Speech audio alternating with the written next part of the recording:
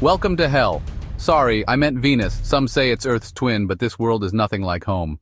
And you're about to experience this scorching hot landscape firsthand. Your mission? Survive just 5 seconds on this hellish planet. Trust me, these are going to be the longest 5 seconds of your life. Venus is the second planet from the Sun and our nearest neighbor. At its closest, it's only 40 million kilometers, or 25 million miles away from Earth. After just 4 months of space travel, you'd finally be face to face with this beautiful yet deadly planet.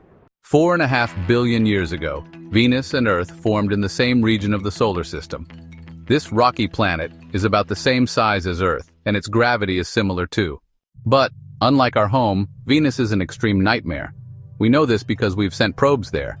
Some orbited, some made flybys, and a few even landed. But those didn't last very long.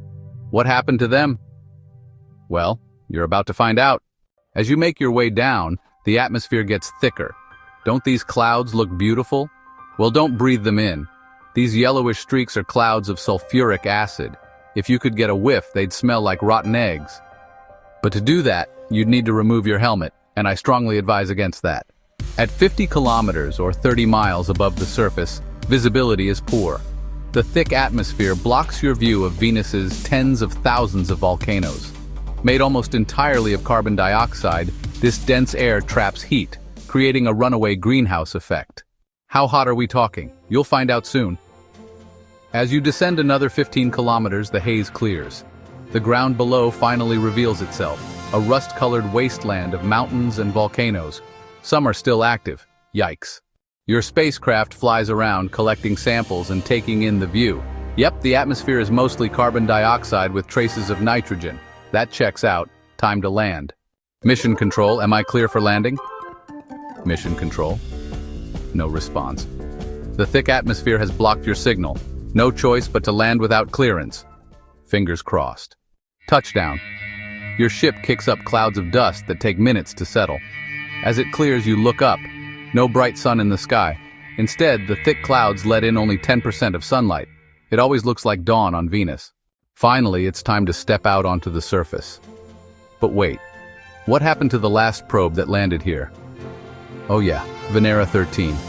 The Soviet probe that survived the longest, 127 minutes before being crushed or melted. But it's too late to turn back now. Your mission is to last 5 seconds on this infernal world. You step out. Whoa! The atmosphere is thick.